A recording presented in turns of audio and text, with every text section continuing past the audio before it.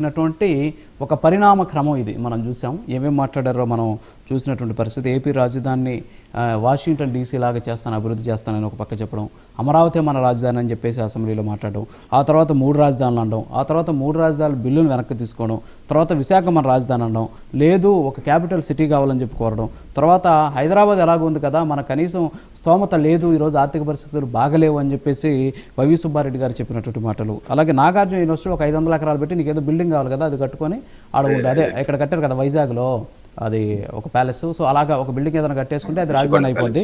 అంటే ముఖ్యమంత్రి గారు ఏడు కూర్చుంటాడు కదా రాజధాని యాక్చువల్గా. సో అమరావతి మన రాజధాని 2025లో ఆయన అక్కడ ఇల్లు కట్టుకున్నారు కాబట్టి అని చెప్పేసి సజ్జల గారు చెప్పినటువంటి బయట. సో ఈ 9 అంశాలు మీరు చూశారు, ఏమంటారు మీరే చెప్పండి. అంటే మీరు చాలా క్లుప్తంగా జగన్మోహన్ రెడ్డి బహుముఖ ప్రజ్ఞాశాలైనటువంటి జగన్మోహన్ రెడ్డి వాళ్ళ పార్టీ అధినేతల యొక్క బహుముఖ ఆవిష్కరణ చేశారు. గడియొక మాట గంటకో మాట మాట్లాడుతున్నారు కాబట్టి ఇప్పుడు మనం చర్చించినట్లకి అనేకమైన సమాధానాలు వీడియో అండి. ఇప్పుడు ఆయన ఏమన్నారు, 2019 ముందు అమరావతి అద్భుతమైన రాజధాని నిర్మాణం చేస్తాను, వాషింగ్టన్ డీసీ కన్నా చేస్తాను, ఈ చంద్రబాబు నాయుడు వల్ల కాదు, నాకెవ్వండి నేను ఇల్లు ఇక్కడే కట్టుకున్నాను అన్న వ్యక్తి 2019-24 మధ్య ఏం చేశారండి? అమరావతి ఎడారి అని చెప్పేసి, ఒక రాజధాని కాదు 3 రాజధానులు అని చెప్పి ఇలా నాటకాలంటే అమరావతికి ఏం చేసింది ఏమి లేదు. అందుకని ఈరోజు 2024 రాష్ట్ర ఎన్నికల తర్వాత డే 1 నుంచి నాలాంటి వాళ్ళు అనేక మంది, నేను ఓపెన్ గా కూడా టీవీ ఛానల్లో చాలా సార్లు చెప్పాను, మనం అమరావతి రాజధానిగా ఉండే విధంగా శాశ్వతంగా ఎవరు జగన్మోహన్ రెడ్డి గారు 20 ఏళ్ళకి 50 ఏళ్ళ తర్వాత వచ్చినా సరే మార్చలేని విధంగా చట్ట సవరణ చేసి తీరాలి, ఆ రకంగా ప్రభుత్వం ఆ దృష్టిలో కసరత్తు చేయాలని చెప్పి నేనే స్వయంగా అనేక మార్లు చెప్పాను. అలాగే నా యొక్క అభిష్టమే కాదు, అనేక రాష్ట్ర ప్రజలు ఎవరైతే ఎన్డీఏ కూటమి వైపు ఓట్లేశారో ఓట్లేసిన 60% ప్రజల యొక్క ఆకాంక్ష, ఆ ఆకాంక్షకు అనుగుణంగానే ఈ రోజు ఈ చట్ట సవరణ చేయవలసి వచ్చింది. అయితే చట్టం చేసినంత మాత్రాన మార్చలేవా అంటే మీరు ఇచ్చిన వీడియోస్ లోనే మళ్ళీ క్లారిఫికేషన్ ఉంది. 3 రాజధానులు చట్టం చేశారు ఆయన అసెంబ్లీలో, మళ్ళీ వెనక్కి తీసుకోరు కదా. ఆయన చేసిన చట్టాన్ని ఆయన ముందుకెళ్ళలేకపోయారు, వెనక్కి తీసుకోవాల్సి ఎందుకు తీసుకోవాల్సి వచ్చింది? ఆయన చేసిన చట్టాన్ని కోర్టులు కూడా ఒప్పుకోలేదు కాబట్టి. అంటే చట్టం చేసినంత మాత్రాన అవదు, ఒక పాయింట్ ఓకే. అయితే ఈ రోజు కేంద్ర పార్లమెంట్ లో చేస్తున్న రాష్ట్ర పునర్విభజన చట్టాన్ని క్లాస్ 5 సబ్సెక్షన్ 2 లో మారుస్తున్నారు.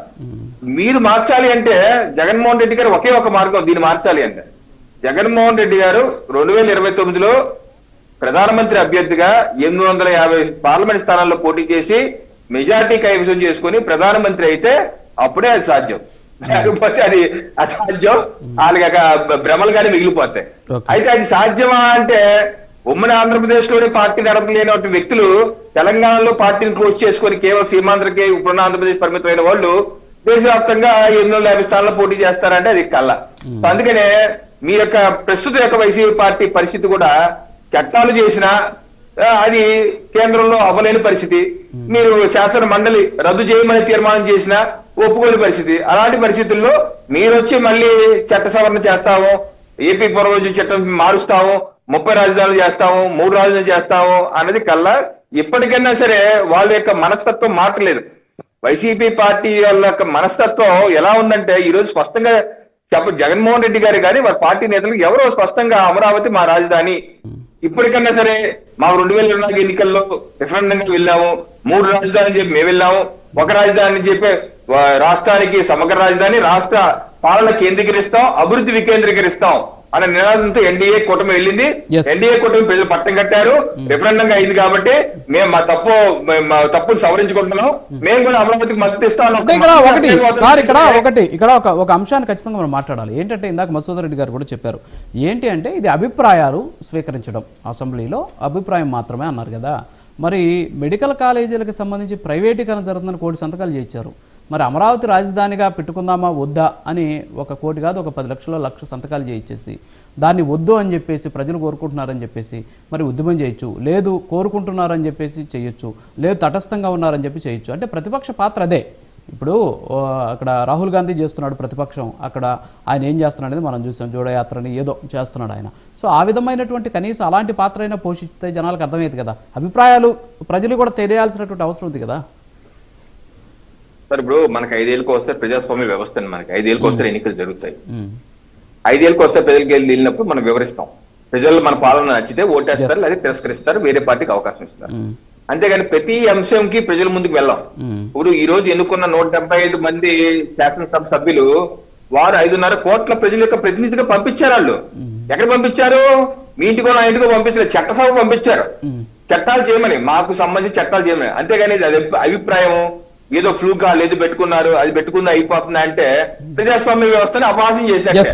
అంటే మీకు ప్రజాస్వామ్యం నమ్మకం లేదంటే. Okay sir. చట్టసభలో ఒక తీర్మానం చేసి ఇంకోటి శాసన మండలికి ఎందుకు పంపించి అడిగారు ఆయన. ఇది తీర్మానం, బిల్లు కాదు. శాసన సభలో చేసింది తీర్మానం. బిల్లు అయితే శాసన మండలితో పంపాలి.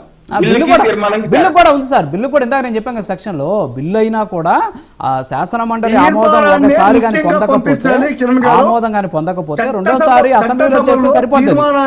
మళ్ళీ మండలికి పంపాల్సినటువంటి అవసరం తీర్మానం ఇది. అవసరం లేదు. అవును, ఎందుకంటే ప్రజలు ఎన్నుకున్నటువంటి చట్టసభ శాసనసభ, ప్రజలు నేరుగా ఎన్నుకున్నటువంటి సభ. 175 మంది ఎమ్మెల్యేలు నేరుగా ఎన్నికలు కాబట్టి ఓకే సార్. సరే సార్. Okay sir. ఎమ్మెల్యేలు గవర్నర్లు వీళ్ళు నామినేట్ చేసేది. Okay sir. పంపక్కర్లేదు. మసూదన్ రెడ్డి గారు, ఓకే సార్.